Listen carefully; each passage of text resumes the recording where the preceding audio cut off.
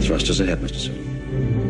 Hello! 1979 Star Trek the Motion Picture was released in 1979. It was the very first in a long line of 10 cinematic Star Trek films. Many new designs and concepts were introduced with this film, which still persists today with the most recent Star Trek. The Klingon theme music was first used here, the Klingons' first written on-screen language, the first modern Klingon headridges. Without these alien innovations, we'd still have the old-style Klingons that look more like cult members. I'm not sure why the second Klingon Cruiser doesn't warp away from Norwegia Cloud as soon as they see that the first ship has been obliterated. Instead, it clearly just slowly turns around and fires a torpedo at the slowly approaching discharge, which eventually just destroys the cruiser. The design of the cruiser wasn't completely new, as it was similar to the Klingon cruisers seen in the original series, but here they're given much greater detail. The model used for the Klingon cruisers was supposed to have had internal lighting, but it was discovered that Gene Roddenberry had actually taken the batteries out of the model ships to use them elsewhere on the set, perhaps in the Enterprise, which of course was much more important to him, and so the Klingon ships seemed to have no lit up windows at all, giving them a real feeling of dread and unease, a feeling similar to being cornered by cannibals down a dark street in some manky city, maybe Detroit or Bakersfield or Manhattan. Vessel status fully operational. Aye, sir. Mr. Scott. One thing that Gene Roddenberry had always wanted to do in the original series was to have a minutes-long beauty shot of the Starship Enterprise with music from the Next Generation playing, but in 1967 there was no budget for it, and taking up to 15% of an episode with different angles of a spaceship might have been considered boring back in the 1960s. But thankfully in the 70s it wasn't boring at all, giving viewers several minutes of a beautiful ship to gaze at. Another first for Star Trek that was introduced here was the vertical warp drive, its matter and antimatter intermix chamber on the screen for all to see. The first scene in the engine room is where Kirk tells Decker that he's being demoted to commander, as Kirk is the captain of the ship once again. Thankfully Spock doesn't get demoted when he comes on board though, and he remains a captain. All good starships should have 2 captains, but 3 captains would be absolutely ridiculous and a waste of resources on a starship. The scene where Janice Rand accidentally kills someone in a transporter accident, ripping their body apart and mutating them into a piece of rancid flesh which doesn't live for long, was the idea of Hams Turner, one of the co-producers. He wanted to show that even in the perfect future world of Star Trek, diagnostic routines on all technical services are a must. Not checking them thoroughly with diagnostic tools before using them could result in some truly terrifying side effects. This is a lesson that he wanted the world of 1979 to understand before the burgeoning technology of the 1980s would run amok. Walter Koenig became a popular model in Russia, becoming a full-time nude model for Russian adult magazines. At first, he refused to relinquish his modelling work to resume acting, but Gene Roddenberry talked him into it by sweetening the pot. Not only could he resume modelling after the film had finished shooting, but he would be allowed to use euphemisms in his dialogue, such as the famous "fire torpedoes," for example. Another actor who was hard to track down was that old galoot, Dr. McCoy.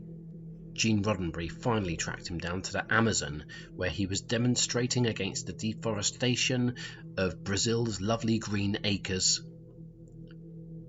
In 1979, part of the movie's marketing and promotion included William Shatner advertising a short-lived brand of Penguin ice cream.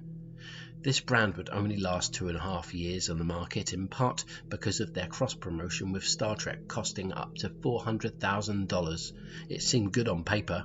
Their brand was seen to be eaten on the Enterprise, but it had to be cut so that more time could be given to the beauty shots of the Enterprise flying around. Gene Roddenberry is famously now known to have said, "Less ice cream, more V'Ger probe."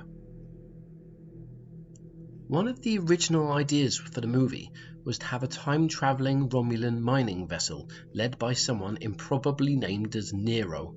He would find the Enterprise and attack them for reasons that barely made sense.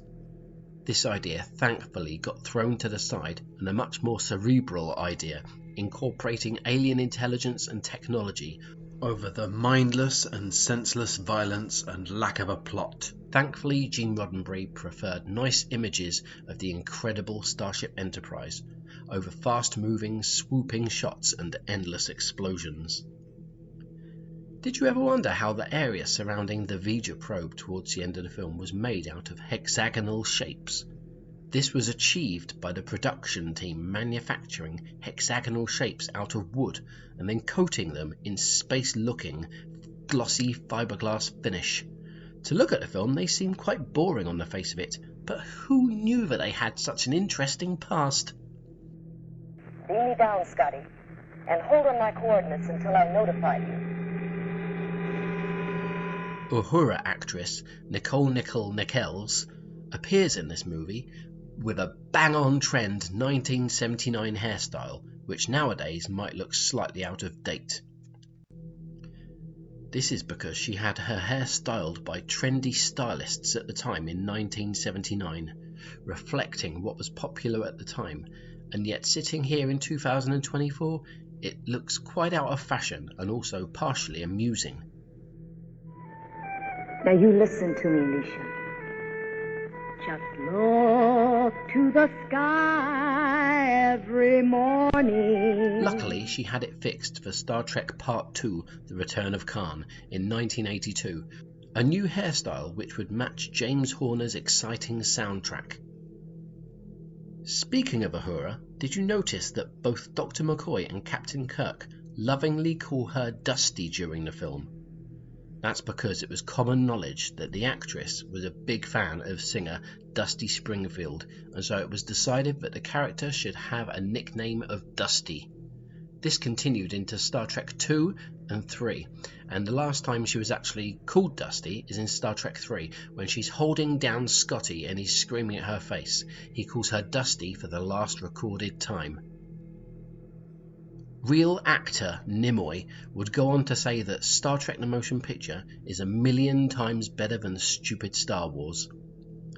His cousin Leon Adrian would confirm in later years that Nimoy had never seen Star Wars and never would, as he was only interested in great movies like Casablanca, Vertigo and Star Trek the Motion Picture. Nimoy was allegedly at one point summoned by the Motion Picture Association of America, which asked him if he'd like to pay $10,000 to be included on a list of nominees for an Academy Award. But Nimoy said he'd only do that if he could badmouth Star Wars on stage.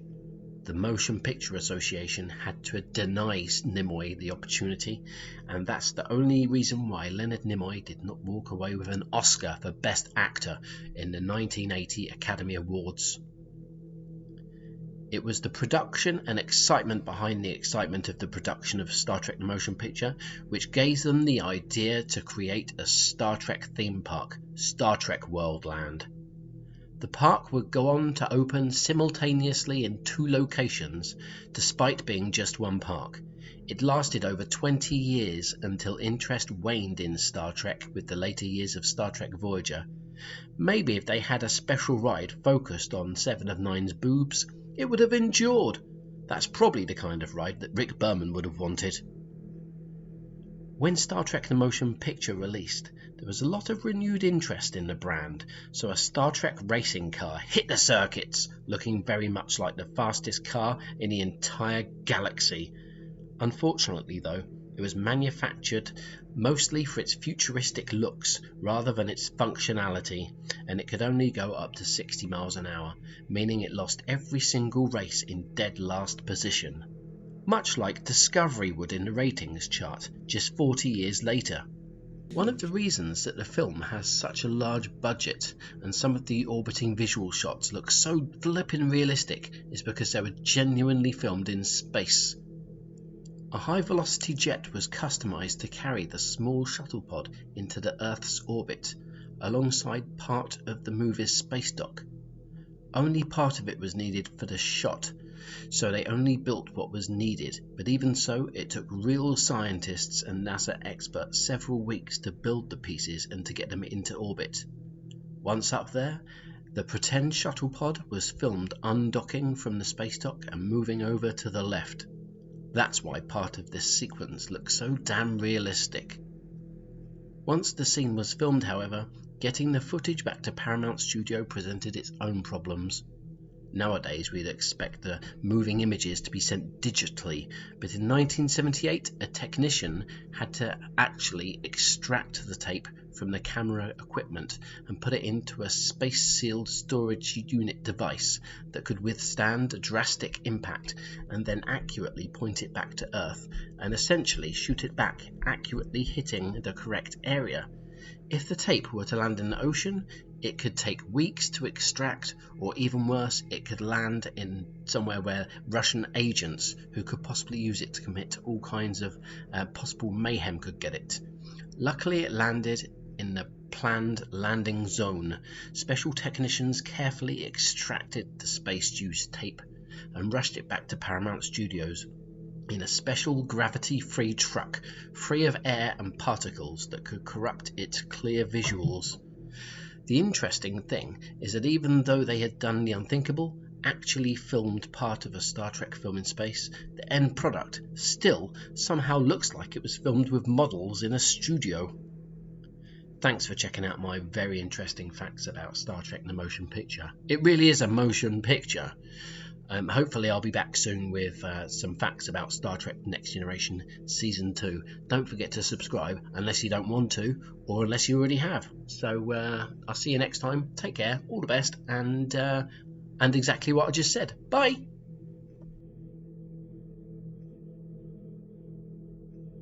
To the sky every morning